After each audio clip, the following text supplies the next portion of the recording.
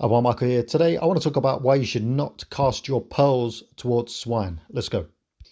Okay, so I was listening to a new YouTube channel I found of a Christian mystic, and he is called Joel S. Campbell, as far as I can remember. I'll put a link in the description below to the channel. It's definitely worth a follow. But I did a good video on why you should not cast your pearls before swine. And if you follow my channel regularly and you see my videos, you'll understand that I don't believe that the Bible is to be taken literally. I believe that you need to understand all Jesus' stories mystically because they have spiritual meaning behind them. And the cast your pearls before swine, it doesn't take much spiritual understanding. It's basically the story pretty much tells its own story. There's no real mystical or hidden meaning. But I wanted to discuss what happens when you wake up, when you are born again truly in the Spirit of Christ, and then how you should go about sharing that information and why you shouldn't cast your pearls before swine. And obviously, casting pearls before swine basically means sharing your spiritual wisdom with people who are not interested or who are not ready to hear that message. So it's not really wise to share spiritual information with a drug addict or a sex addict or somebody who has no interest in spirituality and they're living purely by the flesh and the ego. It's just going to be an affront to their ego.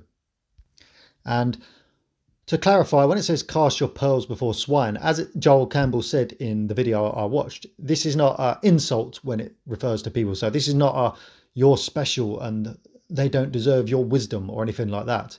It's just basically a way of describing the spirit versus the flesh.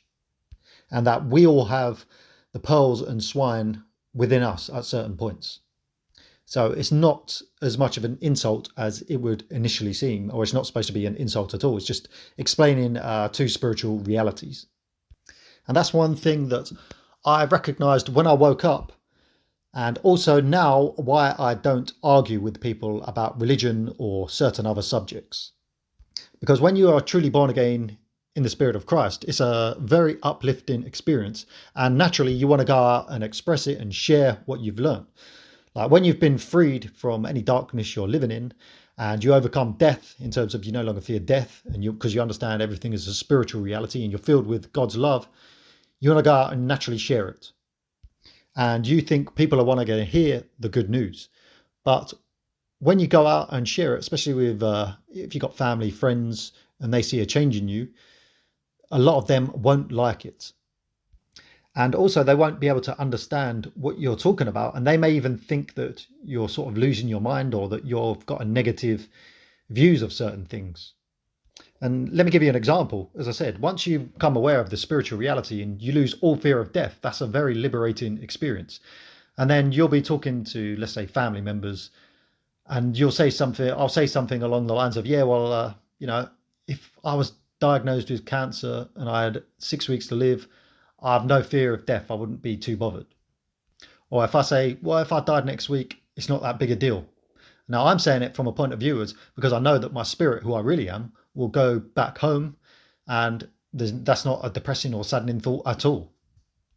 But because they don't have any spiritual understanding, they almost think that you've lost your mind or that you're being negative in terms of you don't care about life and that you don't want to live. And they'd say something like, some family members said things like, well, why don't you just go and kill yourself then?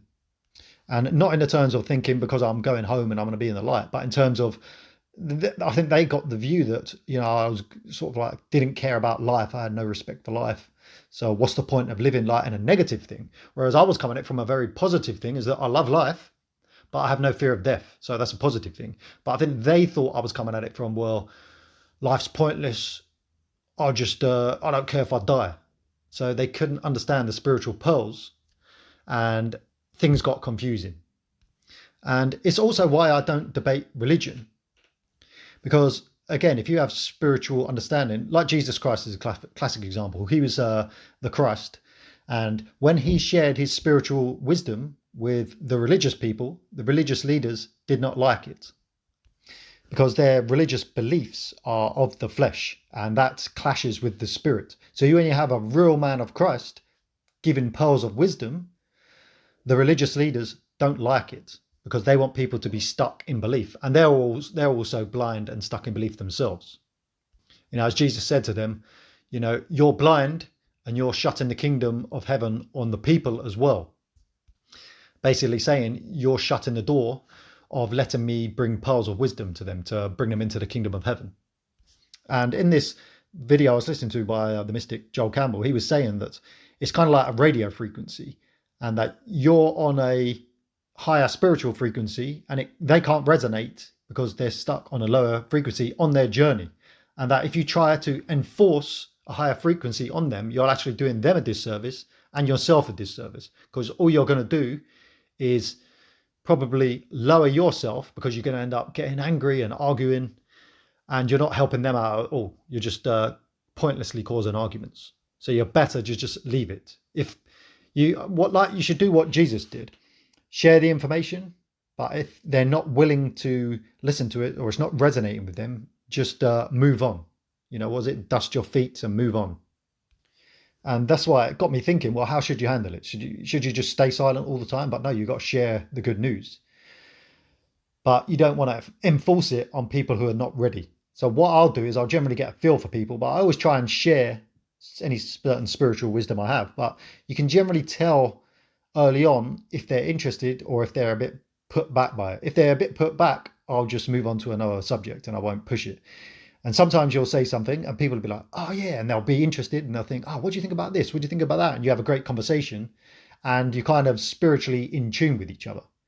But for an example, I may talk about Christ with a Christian and they may be open to the mystical side. And when I talk with them, they're like, oh, that's interesting. I haven't thought about it that way. Yeah, that makes kind of sense. So it's good. But some are very dogmatic Christians. And like I may argue in the comments on some of my videos with them. And I'll say like Christ is spirit. You need to understand it mystically. And I think Christianity is a bit idolatry about Jesus because it should be focused on Christ, not about the man Jesus. But this, what I deem to be pearls, doesn't resonate with them. And they get angry. And then they say, oh, how dare you say this? You're going to hell and all this stuff. So what I'll do is I'll share my information. And if someone comments, I'll reply, giving a reasonable answer to them, in good faith. But if they reply again with more sort of anger, then I won't bother resuming the conversation. I have a one reply rule in that I'll always try and share information. But if I get pushback that's not resonating on the same level, then I'll just, I won't bother wasting either of our time. And so that's how you should handle it. Share the good news, see if it's resonating. If it resonates, then carry on by all means. If it's not resonating and you see it, don't get into an egotistical battle or feeling you have to argue. Like, I don't get into egotistical, like, oh, I have to prove I'm right to the Christian. I'll give my side of the argument. If they reply, I'll reply to them in good faith and try and reason with them. But if I see that it's not going anywhere, what's the point? I'm not going to get into an egotistical battle about trying to prove who's wrong and who's right. We just leave it at that. And the final point that was in this video, I thought was a very good point as well, was that when you're born again of the Spirit, you receive like pearls of wisdom. And because you're so excited to share it, if you go out and share it with loads of people who are not ready, and they push back and you get in arguments with people about religion or, oh, spirituality is a load of rubbish, you're talking nonsense, and then you get frustrated, what he was saying it does, you lose some of your spiritual power, because those pearls you've got that have got certain power within you, when you go out and argue with people about it, it diminishes the power of those pearls within you. So not only are you not making any difference externally, but you're destroying the pearls within you, because it can cause little bits of doubt and you're not resonating on a higher frequency. You're being pulled down into senseless arguments. So it's important to not waste too much time. Again, as it says, Jesus, when he went into the town and they didn't want to hear it, he dusted his feet off and moved on. No problem. Okay, so that's the point of my video today. I was just listening to it yesterday. I thought it'd be a good video to make. Again, I'll put that specific video in the description of this video. And I suggest you subscribe to that channel, because I've been watching quite a few of those videos. They are very, very good. I love the mystic side, and he was a Christian mystic. So every time I find someone who's more interested in the spiritual mystical side, I like to share it. So that'll be in the link in the description below. I hope all the regular subscribers are well. I haven't posted for 2 months. I didn't even realize it was that long.